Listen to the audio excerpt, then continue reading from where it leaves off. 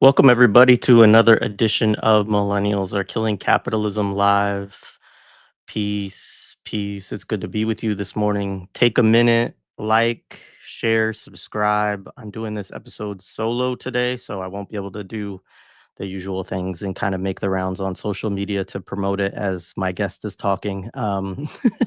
But it's good to be with you all. We had the Imperial 80s on Tuesday with Jared Ball. That was a lot of fun.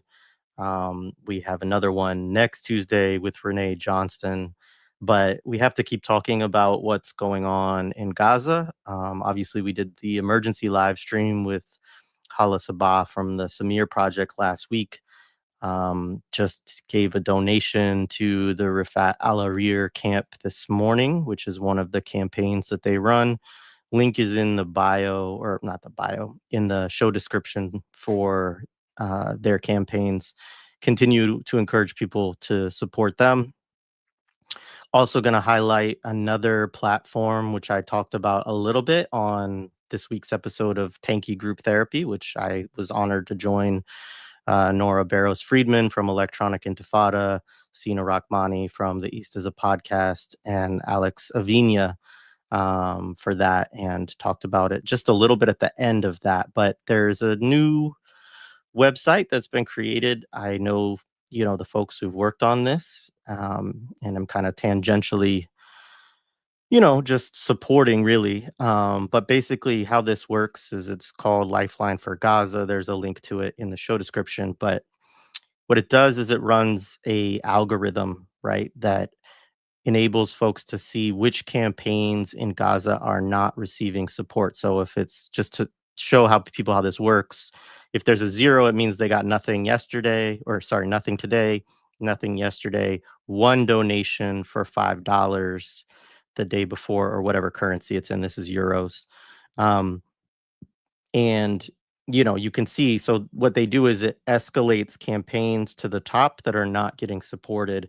And there's real people connected to these. You can find attach their Instagrams or Twitter accounts, even if you want to connect with these families. um, but these are campaigns that are struggling, and some of them struggle because honestly they don't have solid internet access, they don't have a phone anymore, whatever the case may be. But also just because Palestinians are basically shadow banned across all these platforms, and it's very difficult to break. The algorithm does not like to promote people who are just sharing their GoFundMe's, right? That's not what you know X really wants. It's not what Instagram really wants, right? They want, content that makes people feel warm and fuzzy. And so anyway, I suggest folks check that out. You can pick a campaign each day and just say, hey, you know what? I'm going to tweet about this one a couple of times and try to see if I can get some traction for one of these families.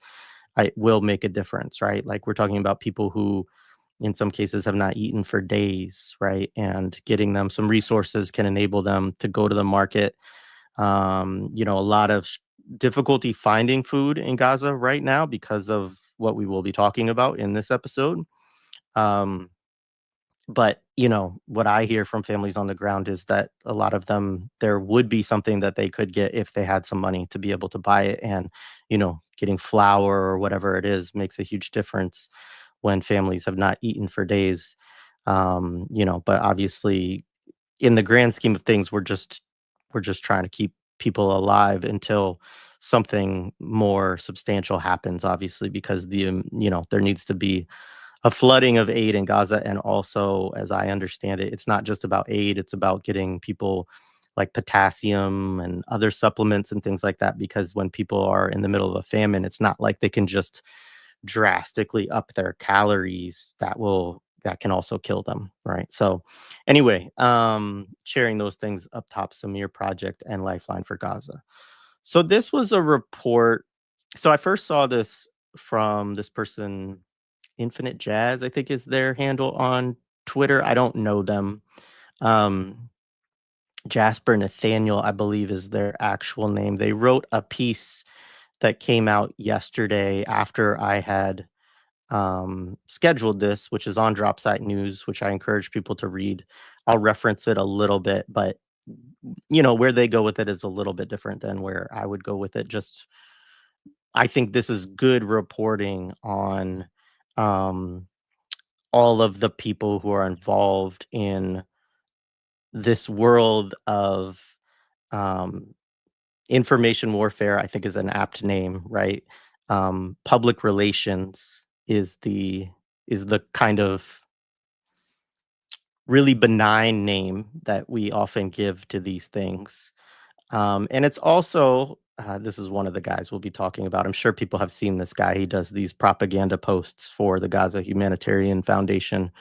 Um, and I guess what I want to say out front is that none of what is uncovered in this reporting or this individual we're going to focus on a little bit, Jen Counter, it shouldn't surprise any of us, especially those of us who have spent a little bit of time studying counterinsurgency, have read, the counterinsurgency field manual, um, have dug into that world a little bit. Like this is how this all works, right? And so more than anything, it's kind of illustrative of the way that these systems function, and the way that a lot of things go on, right? A lot of what you see as news in today's day and age is not journalism. And I don't mean this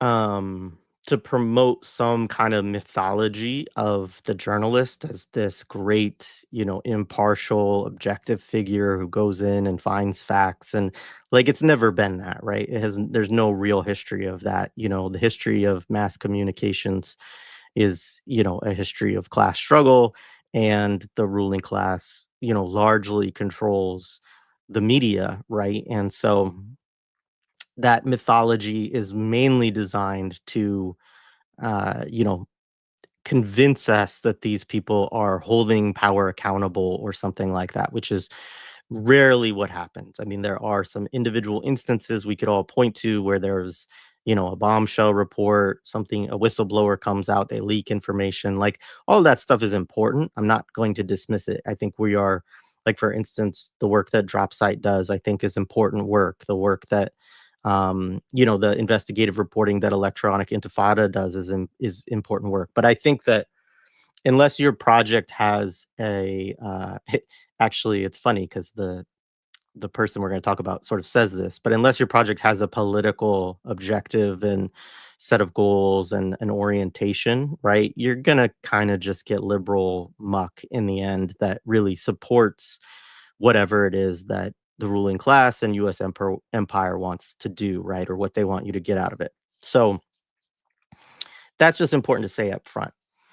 But I think a lot of what we get as media today, more than ever, whether you watch the nightly news, whether you read the New York Times or the Washington Post or your local newspaper, is public relations. It is companies, institutions, and so on reaching out saying, "Hey, we've got a story for you." And the story is already crafted. Like all you have to do is maybe you change the wording a little bit. Maybe you go get a quote from somebody, maybe you ask for some kind of follow up to the stuff that they've given you. But basically, a lot of what comes out in the media, I mean, and folks who've done work on propaganda, Alex K, I can't pronounce his last name, but I know Black Liberation Media has had discussions with him. Like, if you cover that stuff, you see that like these are PR firms that work for police departments that are putting out a lot of this stuff, right? Or police foundations, right? Or other shadowy pro-police groups. So that's all there, right? And yeah, so this is Bernays dubbed. So this is also not my field, but happy to have these discussions. So Bernays dubbed psychological warfare, propaganda, public relations. He was a psyop specialist and nephew of Freud, who understood that psychological warfare had commercial application. Exactly, right. That is a great distillation of what we're going to talk about today. So what happened was some people online, Jasper, Nathaniel, I think there was another Substack that started to get into this. They found this woman, Jen Counter, who works for Columbia. Here's the LinkedIn. I don't have LinkedIn anymore, so I just am. Oh no, this isn't it. Hang on. Yeah, it is. Okay. So this is a screenshot somebody else took, but strategic communications, offensive influence, intelligence veteran. So this is the figure that we will largely be talking about today, and I'm actually just going to read through with you one of her papers on offensive influence. Um, she works currently for Safe Reach Solutions, which, if people don't know, this is um, a security firm that is the key security firm of the Gaza Humanitarian Foundation. And it came out of this company was spun out of another company. Hang on a second. Orbis operations. Yeah, I'll pull up the paper because it actually helps to illuminate some of this. Hang on one second. Orbis operations. The founder of it is openly a former CIA agent, which a comrade of mine reminded me that, of course, that's always a dubious distinction. Like, why, you know, what makes, I mean, people can get it, right? But this whole world of the CIA security contractors, which is a nice PR term for mercenaries, right?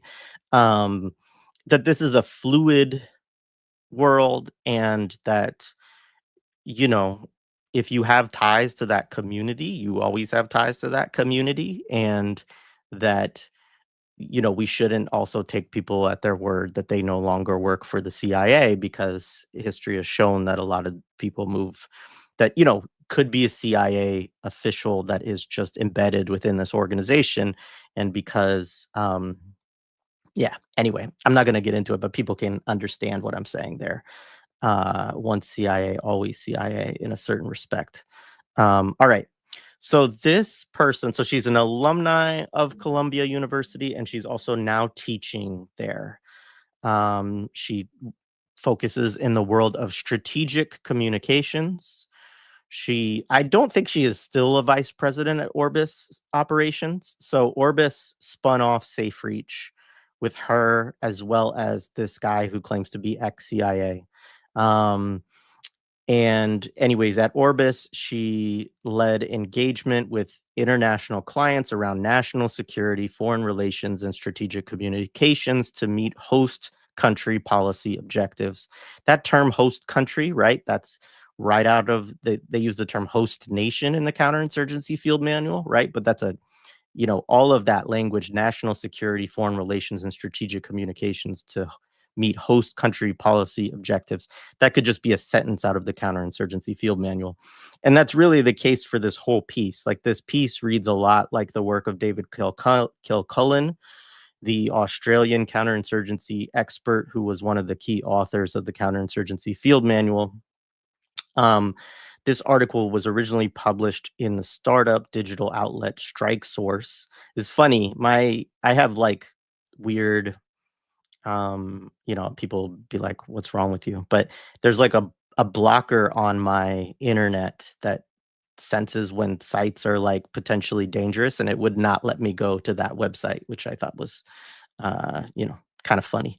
That focuses on national security and international relations. All right, so 16 points. So first, I always think this is funny because all these counterinsurgency experts love to do this. They love to create like 16 rules, 12 rules, 22 rules, like all of this stuff. And it's like a fascination of theirs. David Kilcullen has some version of it.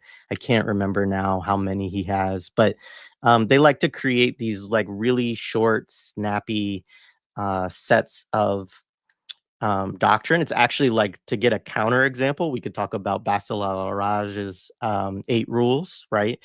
But this is like it's a counterinsurgency thing, and I think it's interesting too because She doesn't use the language counterinsurgency here. She uses offensive influence, but it's all really connected. I mean, it's about psyops, right? It's about propaganda, and it's about connecting that to, strategic military campaigns, right? And so, anyway, going on. So 16 points. The first line is funny. Ultimately, nothing is new under the sun when it comes to influencing and organizing groups of people. Humans have done just that for thousands of years. And, again, this is like an admission, right? Basically, she's saying nothing that she's going to write is should be surprising or new to anybody. These are rules that everybody who works in counterinsurgency or whatever kind of knows these things. The difference in today's world is that modern telecommunications make identifying and connecting with like minded people easy and virtually immediate. However, many believe that just conducting influence operations on various modern telecommunications tools, social media, blogs, chat apps, email, is enough to move people in the wanted direction. This is a fallacy. I actually think this is a really important point, and I think that's what's one of the things that's interesting about reading through this is that a lot of what she has to say here, I agree with, and I think we should be doing, right? So that's one of the things I'll say up front is that I think she understands the world of, organizing and communicating and, how this connects up with strategy. So, it's not that what she is saying here is something that I disagree with. She's doing it in service of genocide, right? That's the problem. She's doing it in service of a starvation campaign that the Gaza Humanitarian Foundation is a key node of, right? And so that's important. And we'll get into a little bit more some of her own politics and worldview because that comes through in another piece that she co authored for the Atlantic Council, by the way, where she also is a fellow, right? And this is again the thing, right? Columbia, Atlantic Council, Gaza Humanitarian Foundation, right? So, meanwhile, as Columbia has suspended and expelled close to 80 students for going to like a meeting where they were reading about Bassel al-Araj, the Palestinian intellectual and freedom fighter. They suspended 80 students for that, or some of them expelled, right? And yet this woman is teaching a course this fall at Columbia University. This person who is should be tried for war crimes, right? Like should be brought up on charges for directly contributing to a modern Holocaust, So again, shouldn't surprise us. It just illuminates a lot about these institutions. Hang on. All right. So then this is kind of funny. Like, so I put revolutions. The people she cites are Gene Sharp, Saul Alinsky, Francis Fox Piven, and I don't know how to pronounce this, but it's something like Serja Popovich. I asked a friend of mine from the region, right, from former Yugoslavia, who this person was, because I was aware of the other three. So Gene Sharp and Saul Alinsky are both, they do community organizing stuff, theory around it.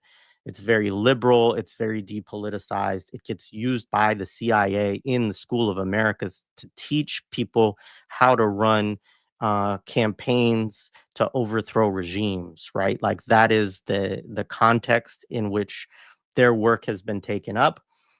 Now, that doesn't mean people shouldn't read it, right? Because they're, I think, intelligent people in, again, similar to this document, in lining out certain principles, certain ways of organizing, how to bring people together, etc. Like there's utility in this stuff, but it is the key among especially Sharp, Alinsky, and Popovich is that it is all this depoliticized crap that gets ultimately used for neoliberalism and is used as often to overthrow or to attack left-wing governments as it is to probably more often than it is to to have some kind of revolution, it'd be very, I found it very interesting that she talks about thinkers and practitioners in the building of social movements and revolutions.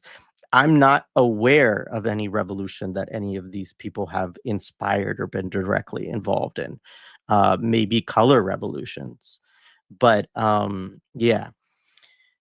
The fourth person, Frances Fox Piven, admittedly, I don't know a whole lot about other than her involvement with DSA, which I just find fascinating. I'm just gonna leave that there, but it's just very interesting that those are the four people that she chose.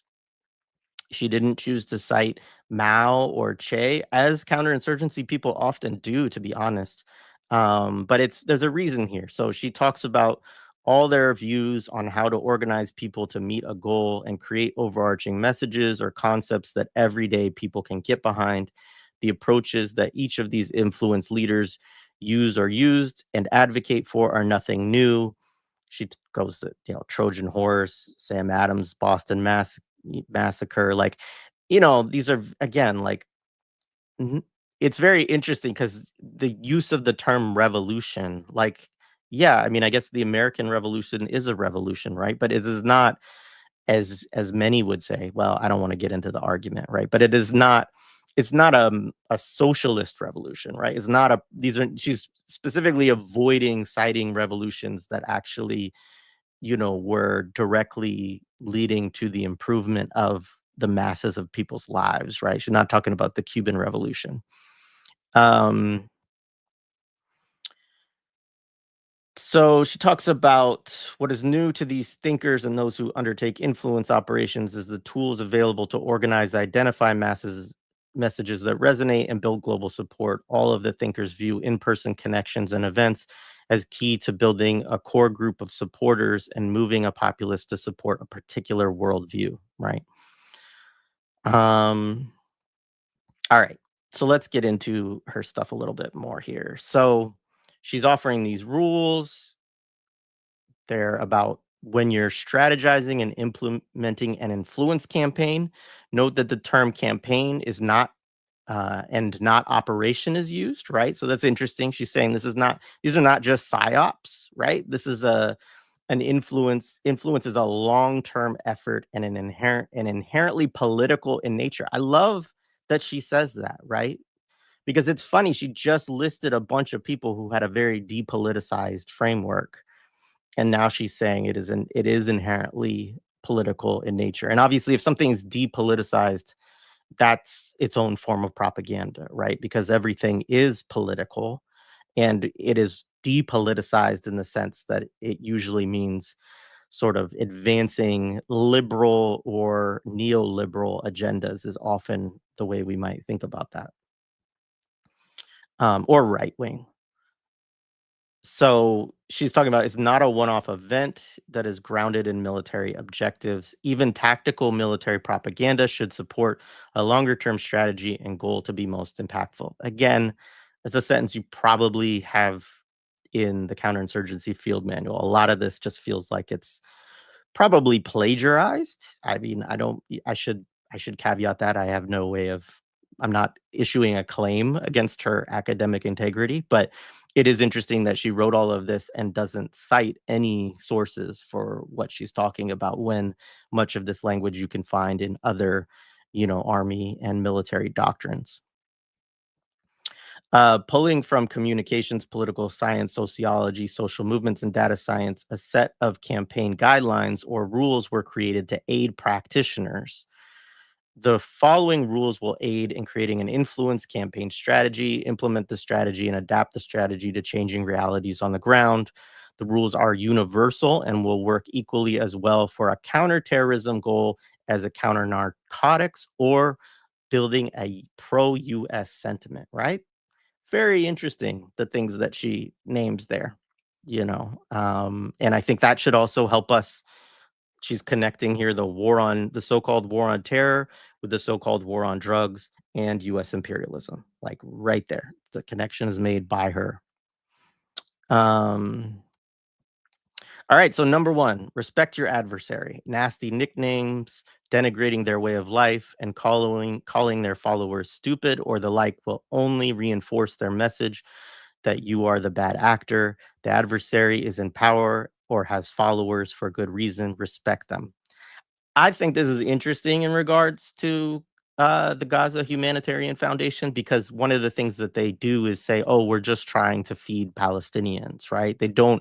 Their rhetoric would be different than what you would read if you read Israeli newspapers or Israeli military, or certainly the wording of their government officials like Smotrich, Ben Gavir, Netanyahu, etc. Right? They all use denigrating language, and a language that denigrates the way of life of Palestinians, right?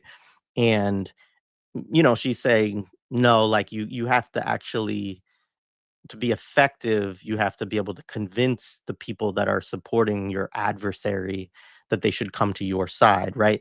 And you can see this sometimes with like Netanyahu too, of when, for instance, when he was attacking Iran with US support, he was like, "Hey, Iranians, we love you. We're trying, rise up. We want to support your freedom," right?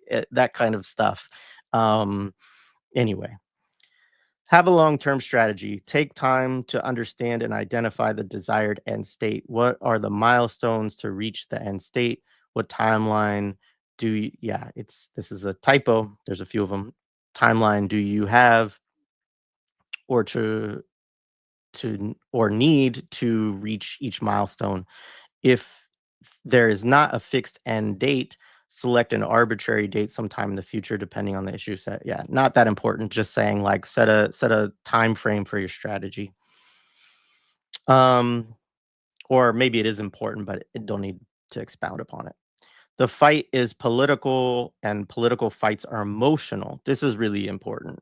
Though we may not want to admit it, political actions and views are often based on emotion. Often, the logical part of our brain doesn't engage when emotions are involved. Identify ways to overcome the positive emotions, defensive positions, and the audience's lizard brain.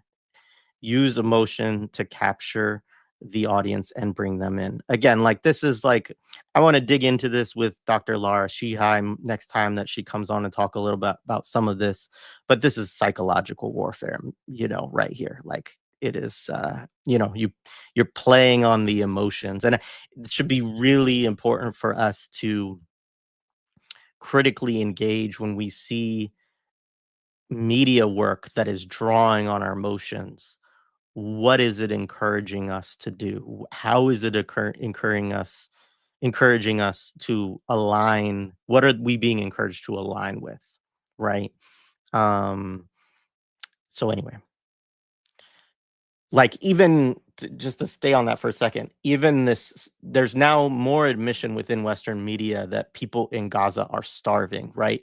Even some of the people within the Gaza Humanitarian Foundation, right? Even some folks in Israel, right?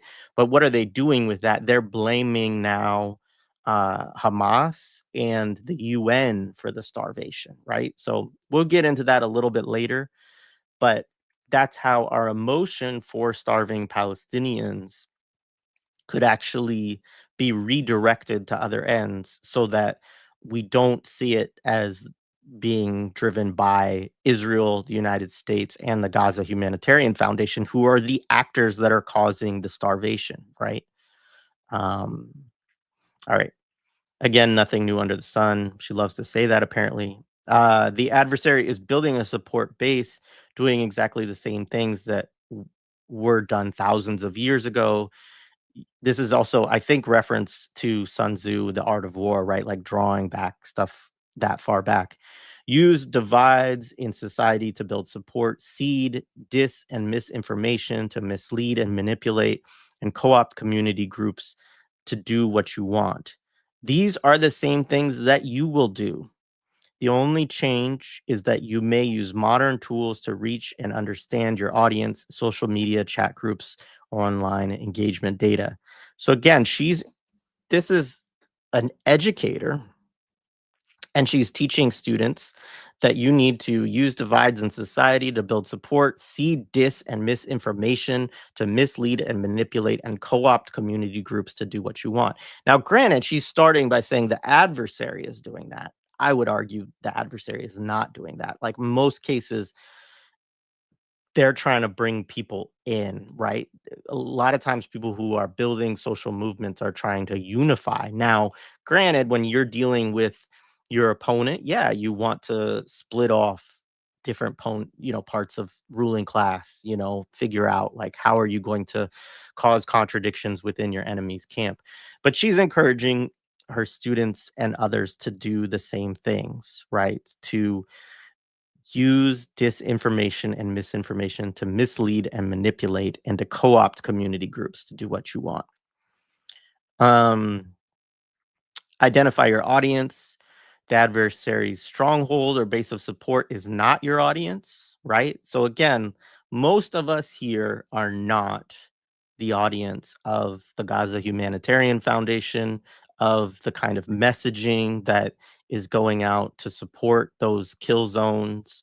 Most of us have a critique of these things. Where we range on that may vary, but most of us are probably more supportive of the struggle of Palestinians right now than we are of this genocidal annihilation campaign. But she's saying that's not who you're primarily targeting. They are most unlikely to be swayed and not worth the resources to change their minds. The audience is those that agree with you, those who are apt to agree with you, and those who provide support to the adversary.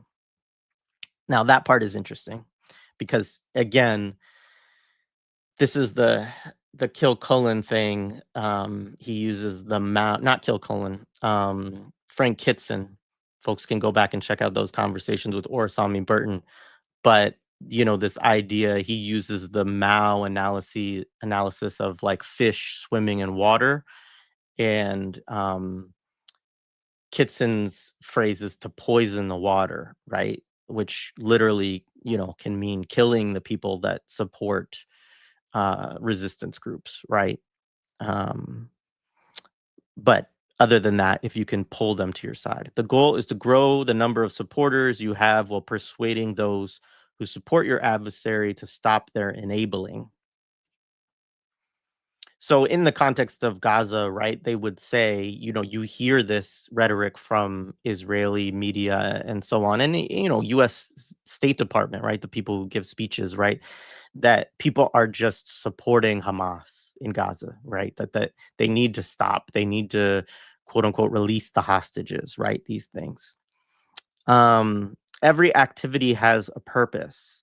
No action is taken for the sake of it. Every event, rumor, news placement, social media engagement, and community group creation supports the strategy.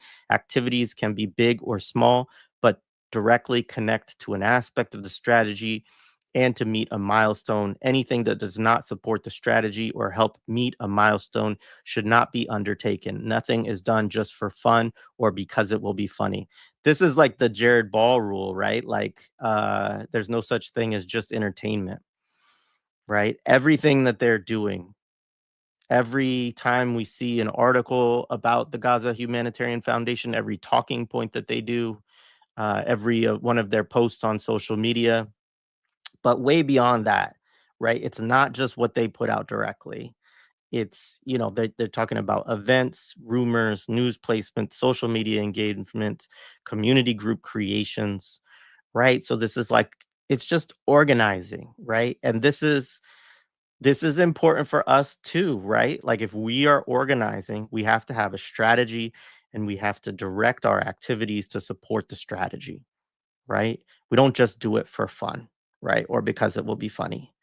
Even the Imperial 80s show, right? Like, it is fun. Like, we do that because we have fun talking about those movies. But we don't, somebody asked, like, is there a reason behind showing all these white nationalist movies the other day? And we weren't showing them, but talking about them. And yeah, we're trying to break down the ideology, right? We're trying to help us all overcome the messages that have been embedded, which were placed there on purpose, right? So that we can better understand our own indoctrination and help others overcome theirs as well. Establish 3 to 5 concepts that will be used to drive a wedge in your adversary's efforts to grow their base of support, maintain control, garner funding, and operate freely. Um, yeah, this is interesting. Yeah, it says concepts should be based on historical ills that plague the group, community, or society and tied directly to your adversary, right? So they're saying you got to blame the starvation on Hamas. That's what it says right there, right? Figure out, these are the tactics. Blame the starvation on the UN, right? If the UN has helped with, whatever contradictions, challenges, bad aspects of the UN, which there are many, if they have provided schools and, education and food to Palestinians, right? We try to paint them as the villain, right? We're the ones trying to bring you food at the Gaza Humanitarian Foundation, not, these other groups. These arguments, they say that Hamas steals the aid, right? There's been no evidence of this. There's no reporting that supports this. It doesn't matter, right? They're using concepts to drive a wedge in that adversary's effort to grow their base of support, maintain control, garner funding, operate freely, right? Drill down over time to understand exactly which message incites an emotional response to motivate your audience in your favor or against your adversary. Again, this is the point of doing a bunch of different, it's why the messages change, right? It's why things become contradictory. It's why you see reports of one kind or another, right? It's all propaganda. They're just trying to figure out what will convince people on their side. It's why every so often they pull back out with the mass rape propaganda, right? They got to bring it back out because it elicits an emotional response, right? So they got to, whenever they need that, they got to pull that one back out. Um, know your enemy, their culture, their society and history. The only way you will be know your enemy too.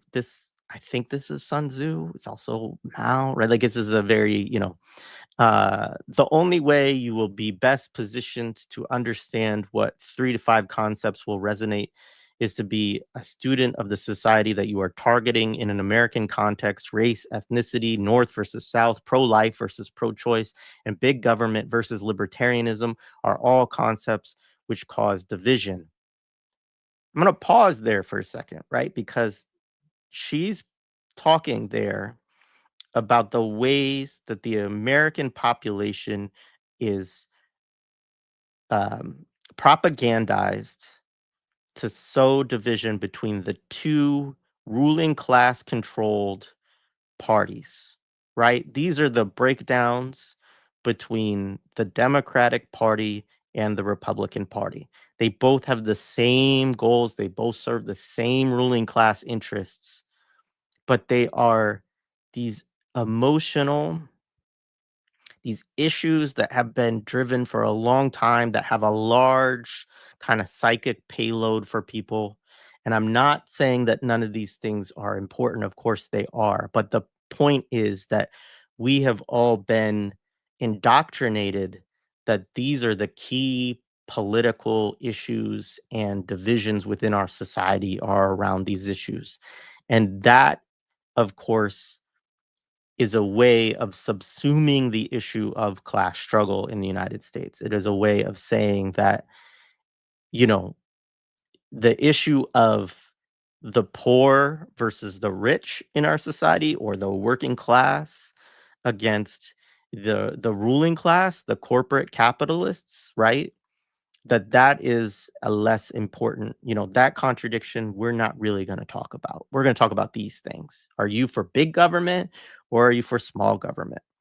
Are you for, where do you align racially or ethnically? You notice how whenever they talk about elections, they get all into these subgroups of what did Latino men do in this election? What percentages?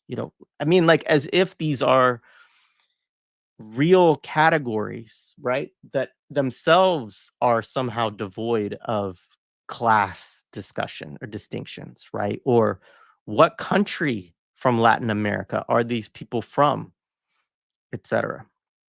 North versus South, again, that's a long-standing one. Liberals have this thing about, they care about racism in a Southern context, not in a Northern context, etc.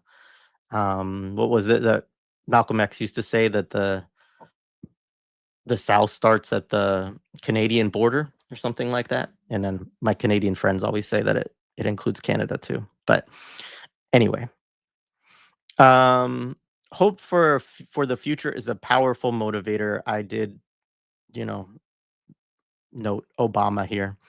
Negative concepts need to be balanced with the hope that that is your vision for the future. People want things to be better, and your view, policy group, political system is the answer. Future focused, positive, and simple language is used to grow your base and its problem solving. Again, like I said, we could talk about Netanyahu or Trump's appeals to Iran or Gaza. When Trump says, I care about Palestinians. I want them to have a better future. It's why I want to move them to another country, right? Those kind of things. It's a type of messaging that is designed to suggest that they care about people, but you know, it's for a purpose. Before I move on, I'm just going to pull up one other thing here. So, in relation to that last point, many people will have seen this, that, you know, Abu Shabab, who we've talked about um, with Abood, with Abdul Jawad Omar on the show. We've talked about him and his gang, right, which is this group that is supported by the IDF. It's supported by Israel.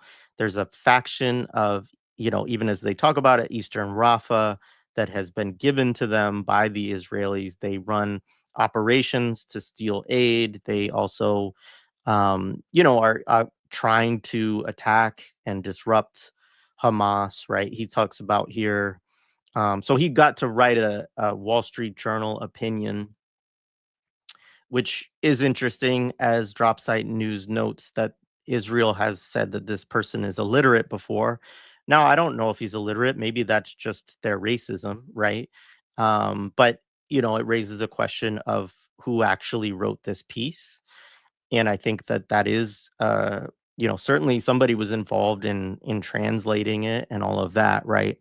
But the Wall Street Journal published an opinion piece under the name of Yasser Abu Shabab, who is confirmed to lead the Israeli-backed ISIS-linked and anti-Hamas criminal group in Gaza, calling itself the Popular Forces. So the purpose of writing this piece, right? He says Gazans are finished with Hamas.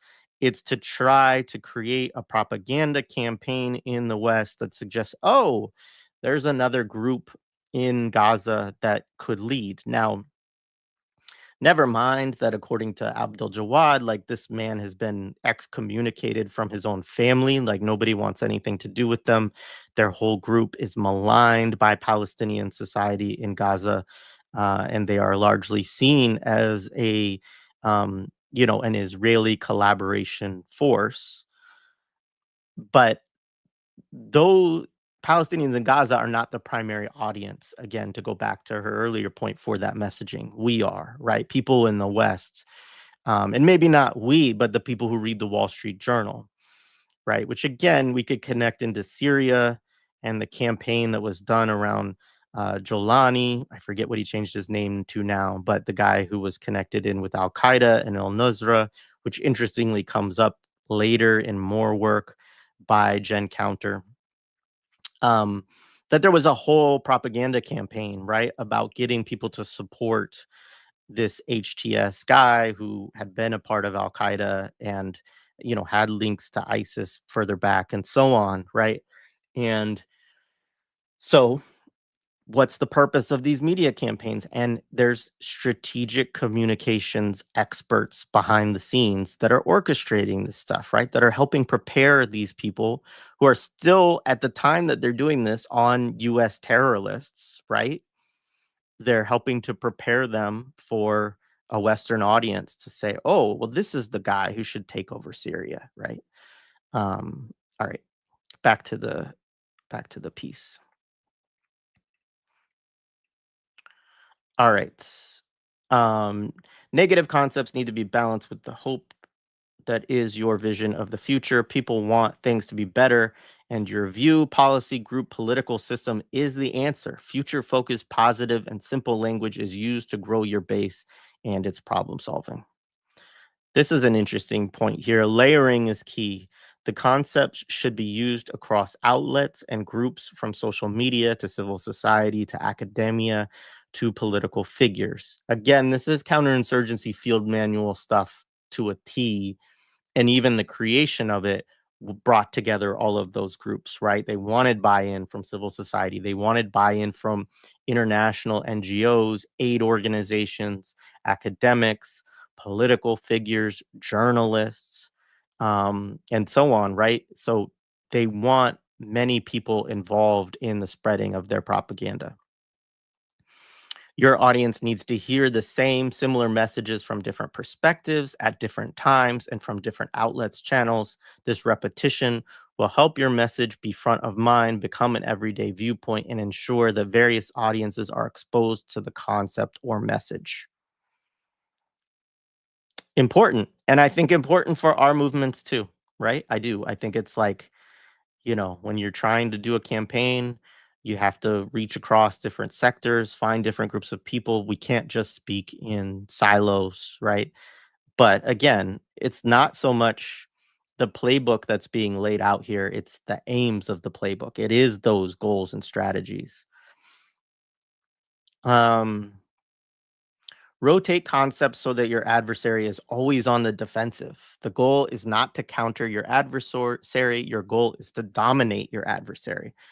This is done by keeping them on the defensive. Do not give them time, bandwidth, or opportunity to go offensive. Very interesting, right? I'll finish. By rotating concepts and messages, the adversary is forced to keep up with your timeline, your message, your pace of operations, and not their own. By constantly responding to your messages, they are unable to project their own and hopefully use up their valuable resources trying to convince audiences your message is wrong.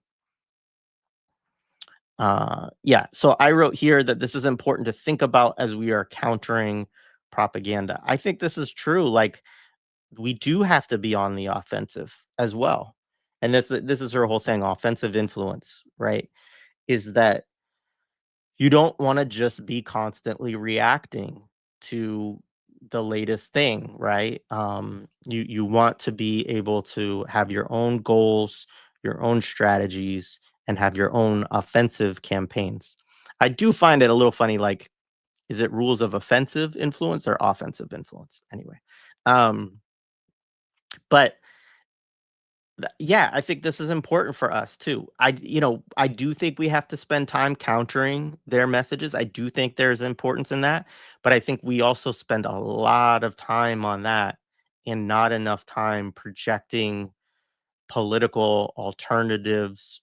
Again, like we could say in some ways, this is the exclusion of the resistance, right? We talk about the horror, we talk about the suffering, right? But we're not talking about the people who are actually fighting. And many of us, myself included, are not engaged adequately in, going on the offensive ourselves, right? And that means both in media work, but also it definitely means in terms of organizing, right?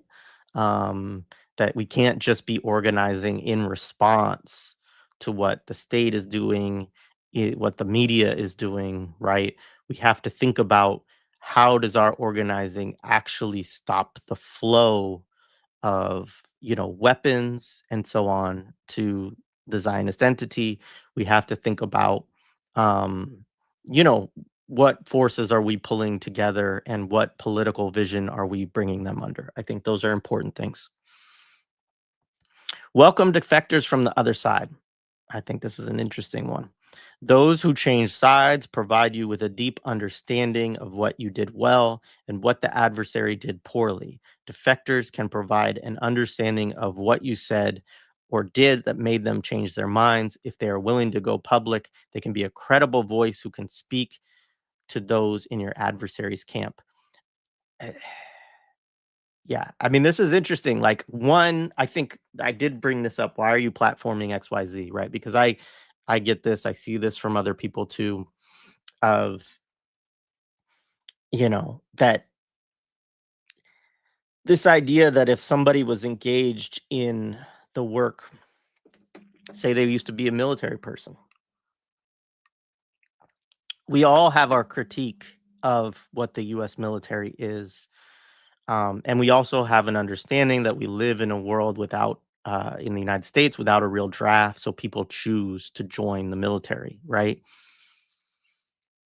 But I think that sometimes we short circuit the things that produce a change in consciousness from individuals, and we miss out on the tactical and strategic value that you can have in learning from people who have defected from something, right? Learning from people who have been inside something and understand what it is, right? And help politicize them to further deepen their analysis and so on. But this is interesting in the context of the United States. I mean, the United States does this all the time, right? Like the North Korea defectors or the China defectors, or it used to be the Soviet Union or Eastern Bloc defectors or the Cuba defectors, right? Like that's a whole branch of the people who run our legislative system at this point. Um, the folks that have come in, and are just super critical of communism or whatever else, and how useful they are to US empire, right? And this happens with like Hamas too. Like there are people who have been, there's not a whole ton of them, but there are people who have, defected and become part of the kind of propaganda that goes against, Palestinians in Gaza. Um, Plan to fill the power vacuum. Toppling the adversary is one thing, having a plan to backfill them is another. People need to know and buy into the new leader, again, Abu Shabab, structure, organization, etc., prior to the adversary being overtaken. In best case scenario, the option you provide should instill hope in the future and inspire people to overcome the adversary. The backfill needs to be established and ready to go well before the adversary is on the decline or removed altogether. I think again, Syria, right? Like this is a good example of all the work that was done, not only to demonize Assad, and of course, I'm not here to tell you Assad was a good person, right? Or in some ways, it could be said to be lessons that the U.S. military learned from Iraq and to some extent with Afghanistan, right? Is that they they overthrew these governments, Libya, but they didn't have something to backfill really, right? And so in Syria, they do, and it's quite awful what's going on there now, right? But this had to be, they recognize the need to build this, right? I don't think that Abu Shabab is anywhere close to having the infrastructure, the support, even the armaments to be able to backfill if they were to take out Hamas. And I don't think they can take out Hamas, right? So a lot of that in the Gaza context is fantasy work as far as I'm concerned. But this is how they're thinking. Provide a forum for action. Everyday people need guidance on what exactly they can do to provide support for your cause. They need to be organized and managed so that their efforts are not wasted. They need a venue to come together to see that they are not alone. In-person events will always trump virtual digital events. I think this is important for us too. She's saying get offline, organize something in your community, right? Bring people together, make them feel like the actions that they're taking are not wasted. An action can make people feel as though they accomplished something tangible and will always be better than impersonal actions like signing a petition on change.org. I think this is an extremely important thing for us to understand on the left is that the internet is one tool, but it is not better than virtual. I mean, the in-person is better than digital or virtual events, right? Ensure all outreach and activities have a human touch where participants feel they are a part of the team and contributing, even if it is in very small ways. So, while I think this is important, it's also important to understand that this is what they are doing, right? That they are organizing, right? We see all of these pro-Zionist, pro-imperialist, ways of organizing. We could also talk about in this context the no king stuff, right? The what is it, 50501? What are those groups called? Somebody in the chat will get it for me. What is it called? Indivisible? Those types of groups, right? This is the Democrats doing this, creating a forum and controlling the messaging, right? You won't hear anybody talking about Gaza at an indivisible rally, right? Because it is to be pushed, funneled into the Democratic Party, and they don't want it is already a part of it. But that's the goal, right? Is to get people involved so that they will vote Democrat, right? And again, like people can go to the discussion I had about the generational approach to counterinsurgency. This is all laid out in the counterinsurgency field manual, right? There's an importance in these local forums. The problem is that they're using them to direct people into, you know, to call it controlled opposition is an overstatement, right? As I think it was Nora actually recently said that on Electronic Intifada, right? The Democrats are a part of the imperialist apparatus.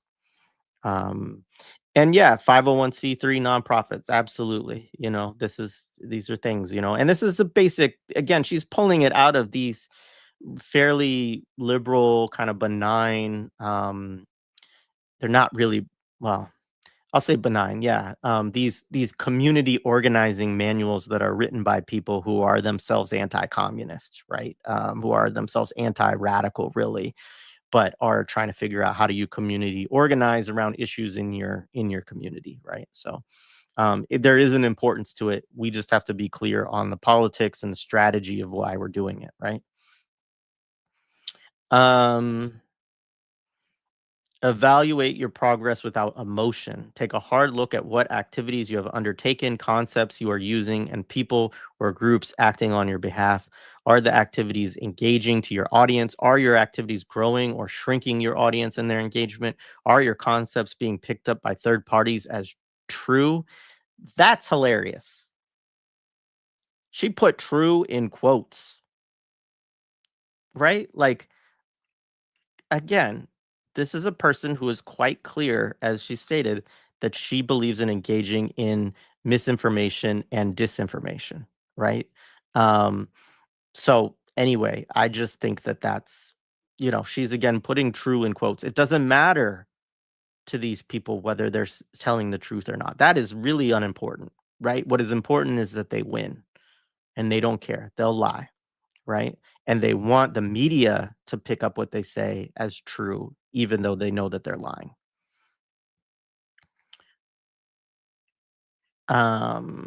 Is your audience taking your concepts and building upon them? Are the people and groups you rely on productive? If something is not working, cut it out of your program. Do not waste your time, money, and energy on activities, concepts, or people groups that are not moving your campaign forward. Again, interesting. I mean, this is one of the things, like, this is again standard, kind of military operations, counterinsurgency, et cetera, of there is an emphasis on collecting data and evaluating, right? And trying to do things that are proving to be successful and not wasting a lot of time on things that are not. Um, you know, I don't know that yeah, I mean, I largely agree, although I don't know how that actually plays out in practice. I think that, um, yeah, that it is. I did point to there's two types of narrative change we see, which is like one, when we see all these shifts in narratives around Gaza, that different things hitting the media, um, it is part this, right? It's them looking for things that work, looking for things that will help their campaign. And so we should always be critical as we're watching media, particularly Western, bourgeois, mainstream, corporate media, of if it is in some way seeming critical of, what's going on in Gaza. Who is it blaming? Who is it suggesting? What is it suggesting is the solution? What are we being encouraged to align with in this media work that seems to be sometimes on our side? I guarantee you it is not.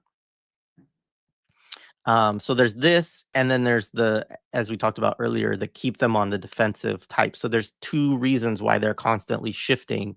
One is because they're looking for stuff that works, and one is because they're constantly trying to change the narrative to um, make us feel like, I don't know what's true and what's false anymore. But I'm going to spend time defending against all these different narratives that are out here, which keeps me from going on the offensive. Adjust the strategy based on the evaluation. There will always be areas to make changes, both big and small. Perhaps one of the messaging concepts is not inciting the emotion hoped for, or the means of delivery is not reaching the intended audience.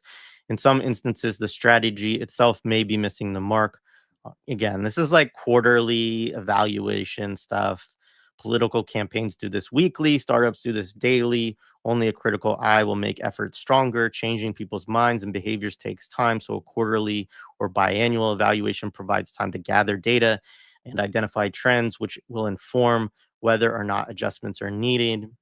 For those implementing influence campaign programs and campaigns, the rules provide a baseline to create and manage the wide variety of people, resources, and messaging concepts needed to meet various national security goals. Even more importantly, the set of rules provide practitioners with a roadmap to base their programs off of, and leaders a means to evaluate programs if programs are meeting their policy or political aims. The views are solely those of the author and do not necessarily represent the views of any other person or entity, say Columbia University, where this is published on their website. Um, and this is our person here, Jen Counter, Course Associate, Strategic Communications. All right, continuing on a little bit. Um, all right, where to next? So let me pull up this drop site report. I'm not going to go through and read all of this. I have the links to both that piece and the drop site piece in the show description. People can, have them for themselves to do with what they wish. I do think, reading the drop site report is useful. So I'll look at a couple things on it. Um, so again, they call it, let me see if I can make this bigger. All right. Information Warfare Consortium shaping Gaza Humanitarian Foundation's PR offensive. As the famine in Gaza becomes undeniable, the Gaza Humanitarian Foundation has relied on strategic communication specialists to reassign blame and push a narrative of success. So again, folks may or may not have seen this guy. If you follow the Gaza Humanitarian Foundation Twitter account, he is a guy who gives these like silly, very propagandistic report outs. Um, and his name is Chapin Fay, and we'll get into him a little bit later. So let me do quick word searches on some of this stuff.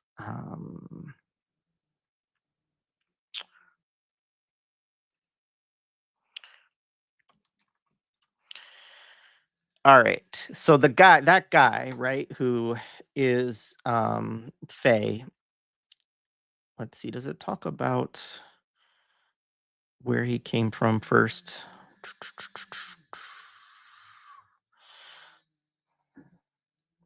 So I guess I should back up here a little bit. So the director of the Gaza Humanitarian Foundation is this guy, Johnny Moore. I'm not going to get too deep into him other than he's an evangelical minister and he's a public relations specialist himself. He founded a company, a public relations firm that's called Kairos Company, and is a commissioner for the United States Commission on International Religious Freedom, a co-founder and president of the Congress of Christian Leaders, and in 2025, he was appointed the executive chairman of the Gaza Humanitarian Foundation. He was a senior vice president for communications at Liberty University and often served as Jerry Falwell's assistant during his travels. He was a professor of religion and led the university's convocations, right? He's also been widely involved in the spreading of the the campaign around the China's treatment of Muslims, right? Which just people know these and offensive and also going after the detention of Falun Gong, who are the kind of fascist folks in China. And anyway, interesting figure. Definitely some weird government and intelligence links going on there. And we should just note that he is now in charge. I think the person who initially set it up, I don't want to misspeak, but I believe he stepped down because he was like, we can't actually deliver aid, right? Like it's not going to work. Basically, it's a bad setup. All right, so that's him. We've already then been introduced to Jen Counter, and then there's this third figure here. Let me pull this back up. This is the Chapin Fay guy. So those are kind of the three people that this centers around. The other person, of course, is the ex-CIA guy, who they don't talk about other than saying that he worked alongside. They were both vice presidents, both Counter and the so-called ex-CIA guy were both vice presidents at Orbis, which then spun off Safe Reach Solutions. And Moore had the op-ed that the Gaza Humanitarian Foundation can feed starving Gazans, presenting the organization as the only actor capable of feeding Gaza securely and at scale. I should also say, like, that Israel officials have admitted, including Netanyahu, that like this is their operation too, right? So there's also clearly involvement of Mossad, clearly involvement of the Israeli state in the development of this program and the control of it, right? And IDF soldiers are involved as well, right? As we see in the videos, as well as American and I'm sure other security contractors, which we would be better to call mercenaries. All right. So the humanitarian efforts of Chapin and Jen Counter, Chapin Fay. So yeah, it talks a little bit about Faye. He likes to blame everything on Hamas. Say like, of course, they blame the fact that like 100 Palestinians or 50 to 100 Palestinians are killed every day at these aid sites. They like to blame it on Hamas when everybody is always reporting out that no, it's the IDF, right? Or maybe it's Abu Shabab in some cases. He's a regular presence. They did the Women's Only Day, right? They did the day for women and children. As they note, 2 women were shot dead on the day of the Women's Only Day. And they always do these videos that appear to show Palestinians being very grateful for their providing of humanitarian aid. This part was interesting. So there's no record of Faye working in humanitarian aid before this month. On LinkedIn, where his headline reads, Warrior Poet. He described himself as a high-level media strategist, political consultant, and crisis counselor, and says he's been running Lighthouse Public Affairs since 2020, a longtime Republican operative. Faye worked on Lee Zeldin's 2013, 2014 congressional campaign. Zeldin, who serves currently as the EPA administrator in the Trump administration, would go on to become one of Israel's staunchest supporters in Congress in 2019. City and State named New York's top Republican consultant. As recently as 4 months ago, he appeared on Bloomberg television as a Republican strategist to defend Robert F. Kennedy Jr.'s sweeping cuts to health and human services. Faye did not respond to Dropsite's News's request for comment on this article. This is this guy, who we now see always in a bulletproof vest in Gaza. So again, like, it's just interesting to note the connections here. Like, all of these people work in public relations in some capacity, but their public relations is directly tied in with the military industrial complex, with the CIA, right? Like, these people are a part of CIA influence campaigns, right? US State Department backed influence campaigns. As we'll get to, uh, Jennifer Counter is also a fellow with the Atlantic Council, which is a imperialist think tank, right? Um, Again, shouldn't surprise us, just interesting. All right. They get into Counter here. This part, so she was a longtime vice president at Orbis Operations, the intelligence contractor that worked. I should say this too.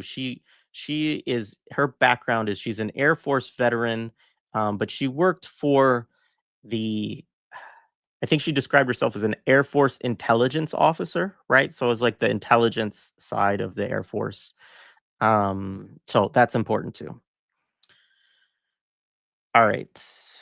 So Orbis, it worked with the Israeli authorities to design the Gaza Humanitarian Foundation as early as January 2024, right? So that was only, 4 months basically into the genocide, 4 or 5 months into the genocide. That they're already were planning this. In November, at least that's when we first know.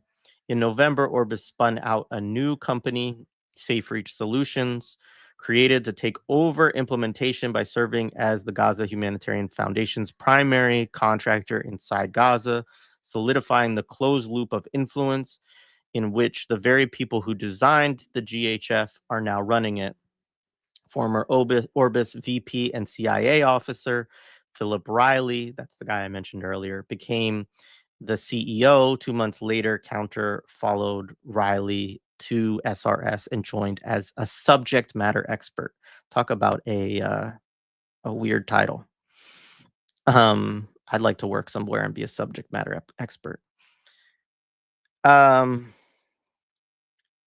All right, so I do want to go to this Atlantic Council point for a minute. So she also serves as a senior fellow at what's called the Atlantic Council Forward Defense Group. I love the term forward defense, right? It's not even the term she uses, which is offensive, but it aims to promote an enduring military advantage for the United States, its allies, and partners. The group, per the Council's promotional materials, facilitates government and private sector collaboration to strengthen the defense industrial base, overcome barriers to innovation adoption, and navigate resource trade-offs to field capabilities in relevant timeframes. I think this is fascinating. I mean, this is like saying the Atlantic Council's imperialist group, right? Like, we want to promote the enduring military advantage for the United States, its allies and partners, and to facilitate government and private sector collaboration to strengthen the defense industrial base, right? The defense industrial base. Overcome barriers to innovation. Yeah. Anyways, I'm rereading. You all can see it. It's just so wild how out and open. And I think that's the thing, that I want us to sit with. Like, I did see some people being kind of shocked when they saw this person worked at Columbia and what she was doing. And it's like, you know, we shouldn't be surprised. These people are everywhere. Like, whatever college you go to, you should like look into who's teaching communications there and what are their connections, right? I mean, so many people in the public relations field got their training in the military working on US directed counterinsurgency efforts.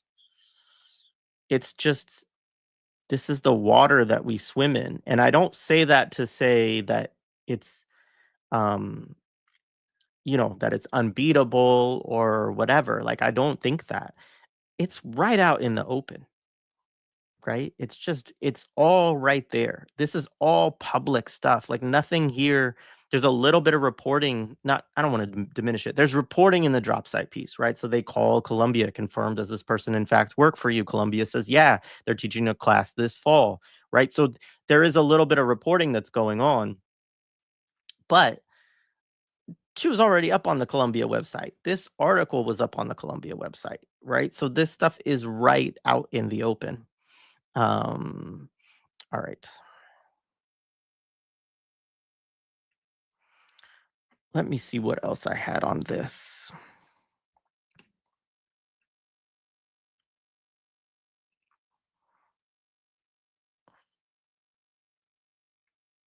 I got a lot of that. I'm going to pull up quickly. I think we've covered most of what I need to cover with that, and I can get to questions. If folks put a Q in front of them in the chat, I will try to respond. I won't be able to go back through the whole chat probably because y'all have been busy. Shout out to all of you. But before we do cut, I am going to look quickly at the Atlantic Council piece because it is also interesting. Um,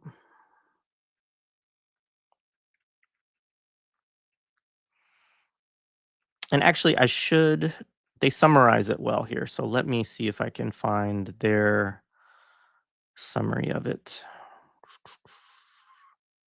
Yeah, I'll read their summary of it, and then maybe there's a couple pieces I'll pull up because they did summarize it well. Um,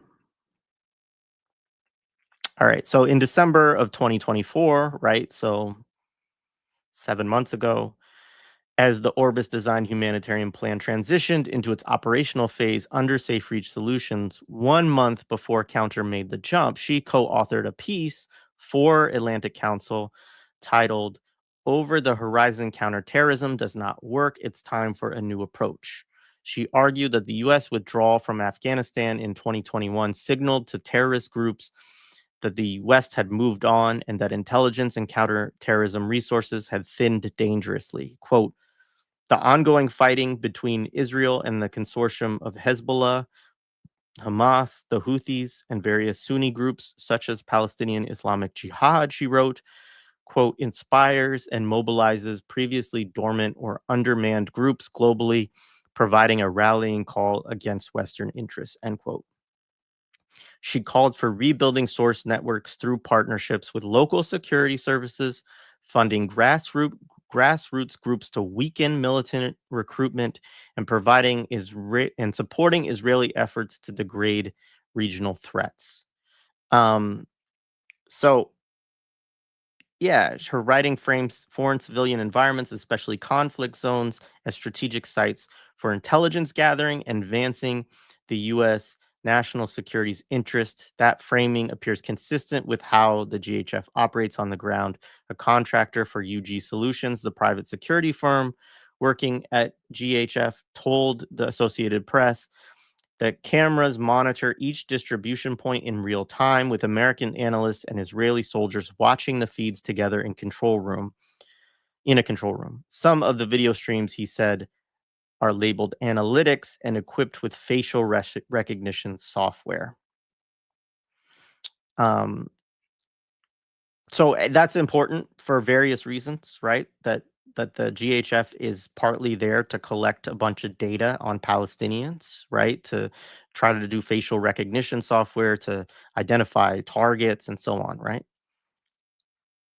Um, and it's also important that what she's talking about here in terms of, you know, partnerships with local security forces. So again, that would be Abu Shabaab in this case, funding grassroots groups to weaken militant recruitment. We don't necessarily know what their efforts look like there yet, I think, fully, but that's going on. Maybe Abu Shabaab is part of that, but I think it's other things as well, probably, and supporting Israeli efforts to degrade regional threats. In one of Counter's LinkedIn posts, she argued that conflicts like Gaza that in conflicts like Gaza, it doesn't matter what the details are because people fit the narrative to what they want to believe. In that case, whether the IDF was responsible for civilian deaths, she highlighted claims that Hamas steals aid and resells it at inflated prices and criticized the UN for failing to name and shame Hamas the way it does Israel.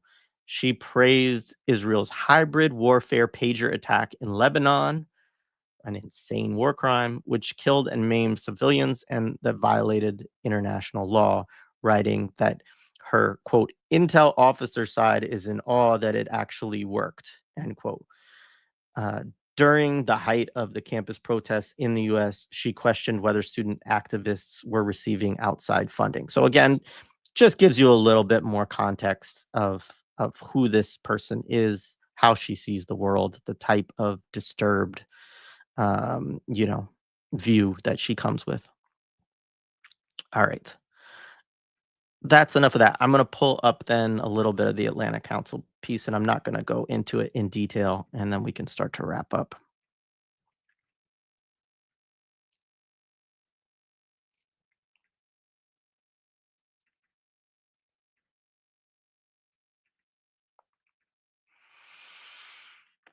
All right.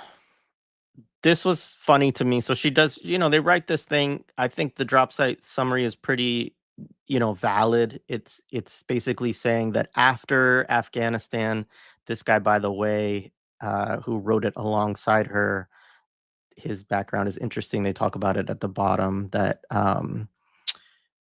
Ahmad Zia Sarraj is on the faculty of the King's Center for the Study of Intelligence at King's College London and was the Director General of the Afghan National Directorate of Security from 2019 and 2021. So was a part of the regime, the US backed regime that was quickly overthrown within minutes of the United States withdrawing, right?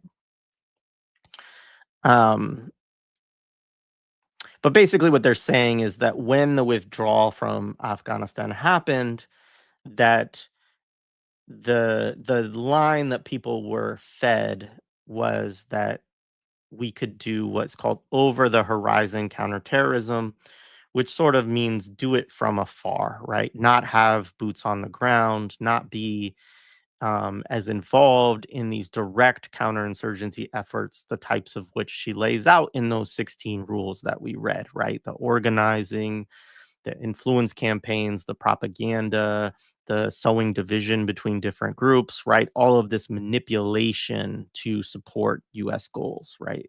They're saying, she's saying, and this guy's saying that doesn't actually work.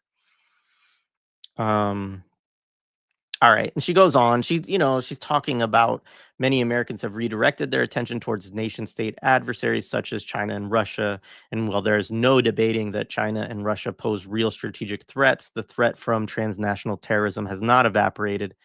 And she talks about the intensification. And she's mainly here talking about the axis of resistance, although she does also include, some groups like, the Taliban and ISIS and Al Qaeda. Again, it's like that old school war on terrorism rhetoric where you just lump everybody together regardless of what side of anything that they're on.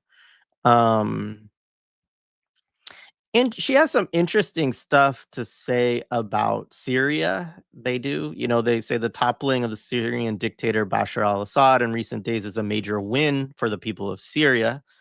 So she says, but HTS's origin as a consortium of Al Qaeda aligned groups, including the Nusra Front, strongly suggests that the group's domestic and foreign policies are unlikely to be moderate by regional standards.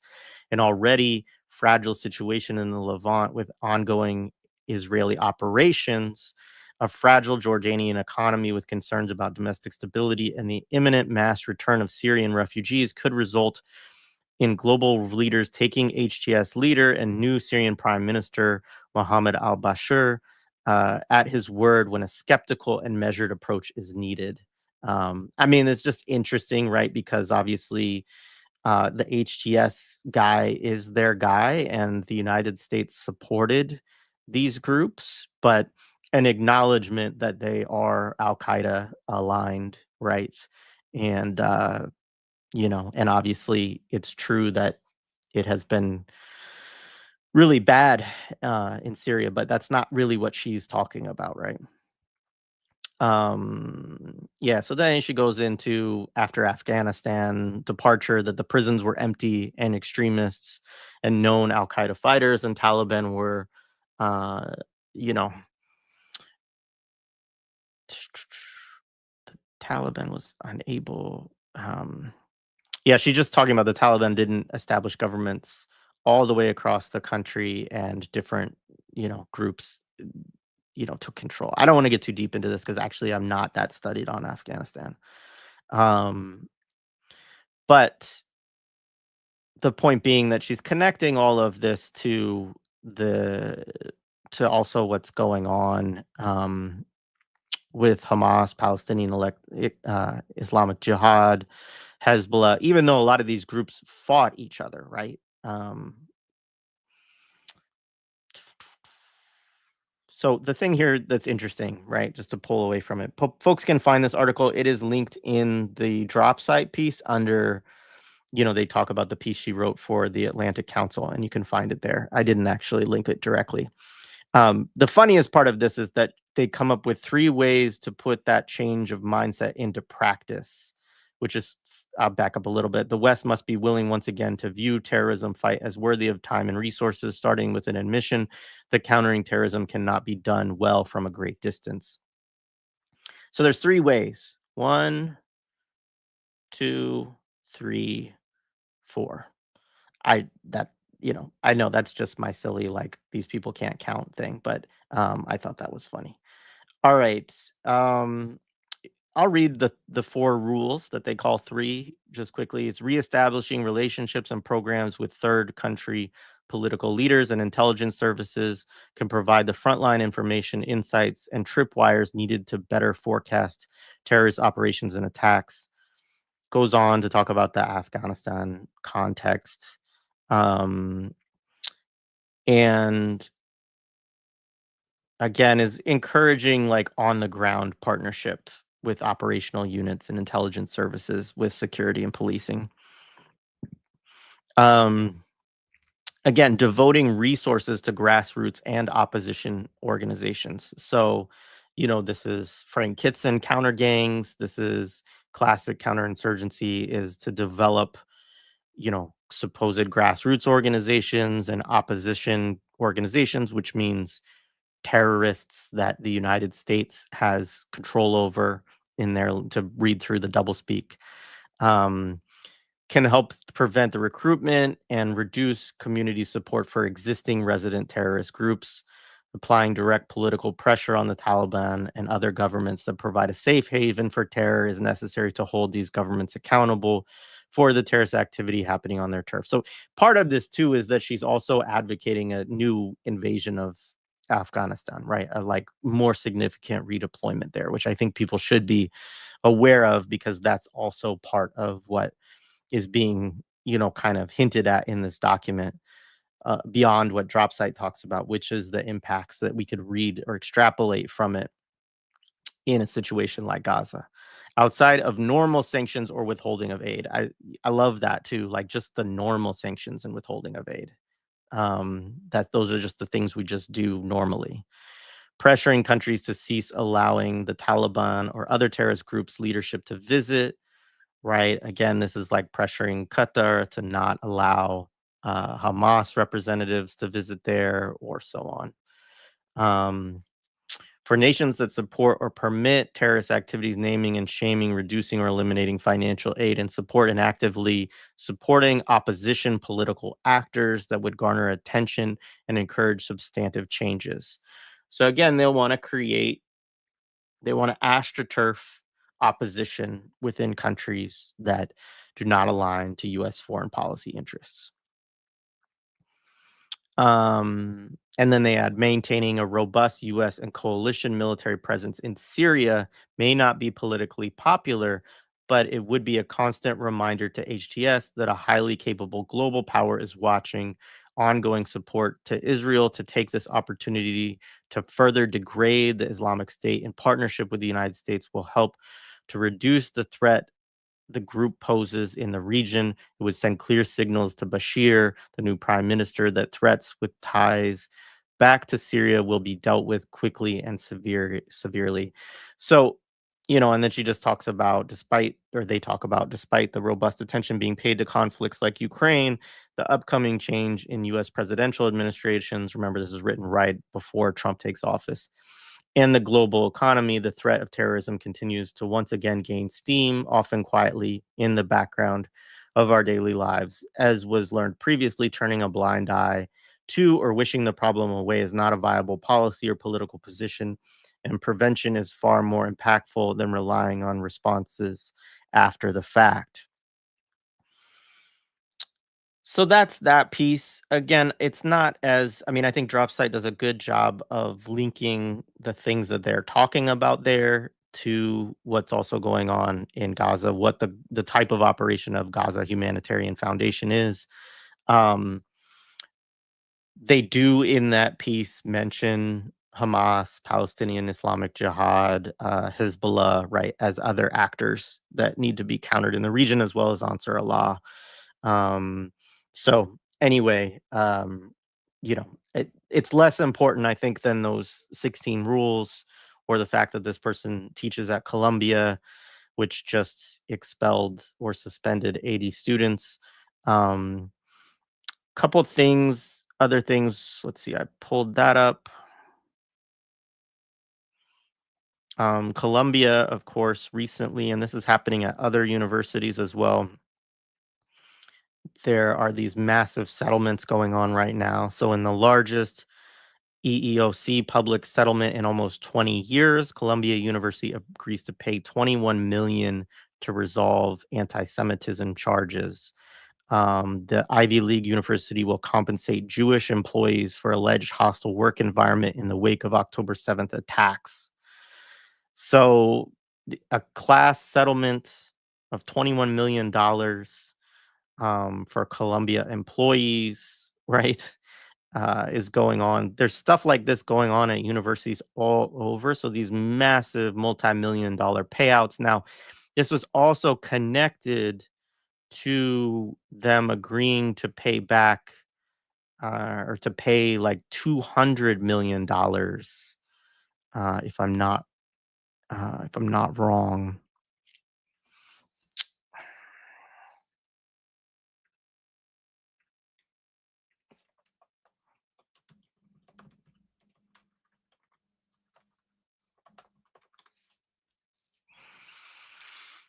Yeah, let me pull this up real quick. So this is from the Columbia Spectator, which I believe is a campus newspaper, maybe. Says students share mixed reactions to Columbia's $200 million settlement with Trump administration, with the DOJ, of course. I believe the charges under this were brought under the Biden administration too. It should be clear. Like, this is not just a Trump thing. This is something that was going on clearly under the Biden administration when there were a lot of attacks led by Zionists and imperialists against these universities for so-called like allowing them to turn into, Hamas havens or whatever they want to say. Um, and the $221 million deal is also, of course, a part of restoring federal funding to Colombia and settling its civil rights violations. Students express both discontent and hope. Yeah, I'm sure we can find the ones that would express hope at this. Um, anyway, that is also the context, right? So Colombia is paying 200 something million to settle this DOJ lawsuit, 20 million settled with Jewish faculty who brought EEOC complaints, and as a part of this settlement also suspended or expelled 80 of their own pro-Palestine students, right? So all going on at the same time as they're bringing in, not bringing in, the strategic consultant, Jen Counter, is an alumni. I believe she has taught there before and is teaching there this fall as well. So all of this is going on at the same time. I mean, and that's just nuts. Like, you have this woman who is running propaganda operations, or I mean, it's funny. I think that the Gaza Humanitarian Foundation denied that she had a public relations role for them. I might have to go back to the drop site. Oh, I let it go. I'm not going to worry about it. Anyways, people should read that drop site article to get more context on that piece.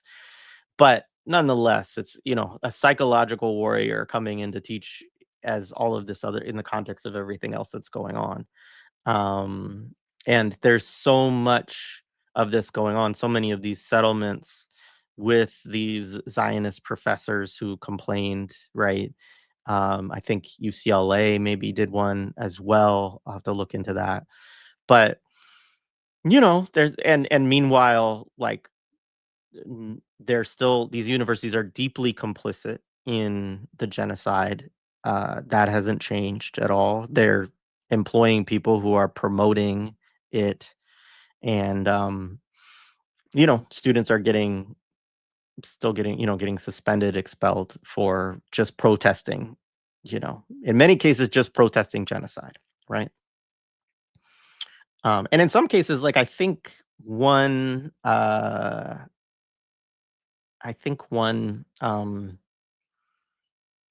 report was that, let me see, it might be on this quad release. Yeah, I'll pull this up really quick. I don't know if it'll show that well, but I'll try. I never log into Twitter on this browser that I have to use for this. So, but this is from Columbia University Apartheid Divests, which is basically the Columbia University's, like, kind of BDS group, organized a lot of the campus stuff. Mahmoud Khalil, I believe, was part of this, group, and so on. So, in a historic first, Columbia has suspended nearly 80 students for participating in a teach-in honoring Basil al-Arash. The announcement comes just ahead of university's deal with the Trump administration and the Anti-Defamation League.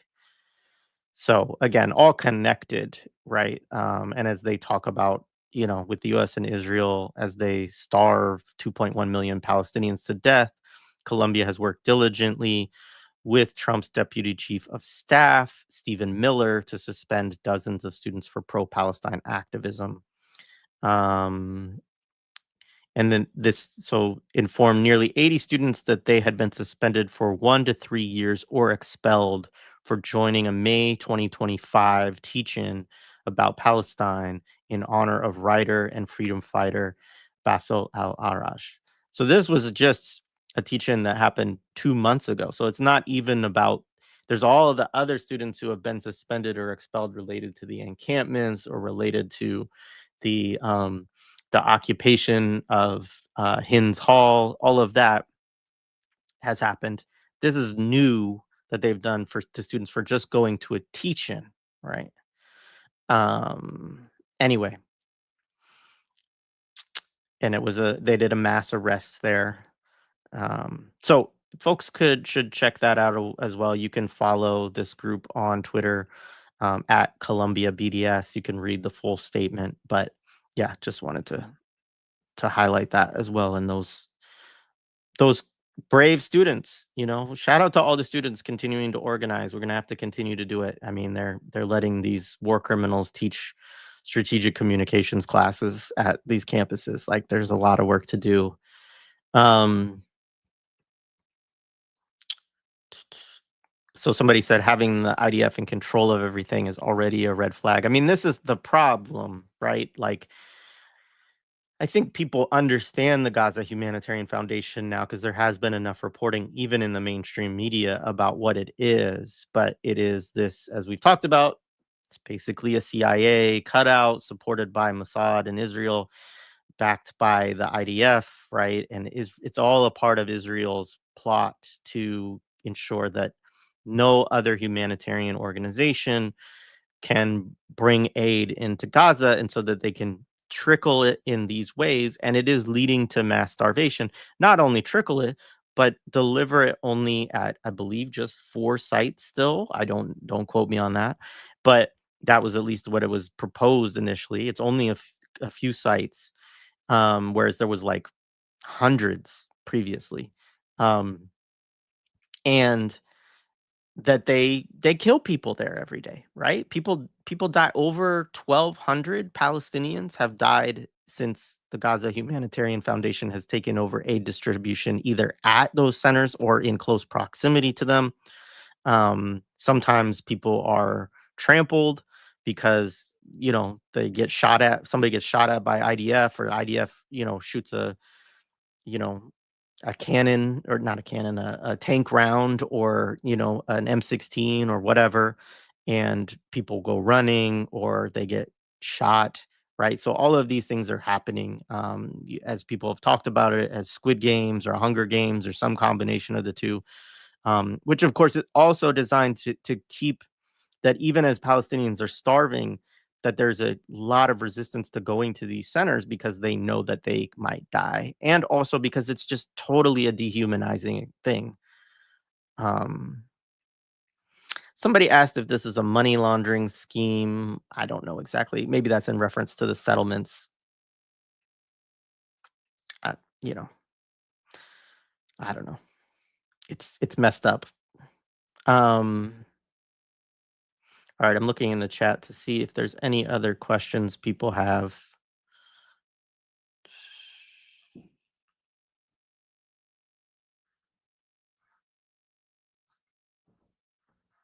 Um, Doesn't look like it. This is literally the nonprofit strategic communications playbook, almost word for word. Wow. Shout out to Musa Springer. Listen to Groundings podcast. Yeah, like, it's all, there's so much overlap in this stuff. And again, that's why, like, some of it, I think, is effective communications work, right? But it's again, what services is it being put into? Like, what are we using this strategic communications for?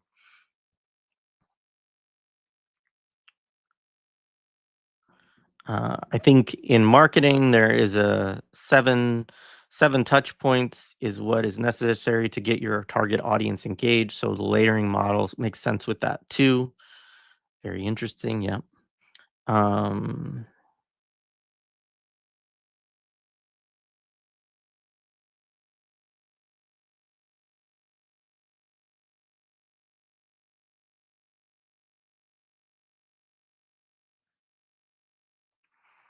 Another comment from Musa. This is exactly how nonprofit strategic communications function to ensure philanthropy approved propaganda, i.e., provide the talking points and arguments and avoid ideology. Yeah, I mean, that is again why they used Gene Sharp, why they used, I can't remember, Popovich, why they used, um, uh, Saul Alinsky.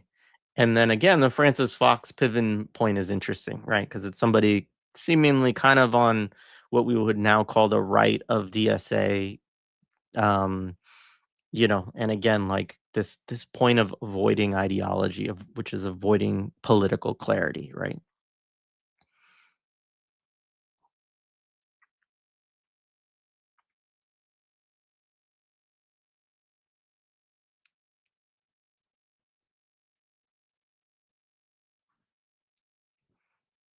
All right. I think that's mostly it. Let's see if there's anything people said.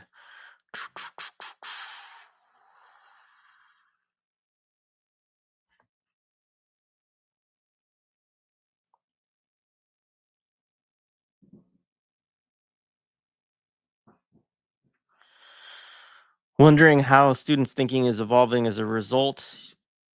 I'm sure it is, you know. I mean, it's ridiculous to think that people are being expelled or suspended for 2 or 3 years for attending a teach-in, right? I mean, that's designed to scare them, you know. And so I don't know. I mean, it speaks to the importance of security culture, of doing things underground, of not, you know, not letting your enemy always know. But that's the whole point. Like she talks about in the piece, the importance of being able to organize in public and to do public events and to get, and like that's exactly what they were doing, right?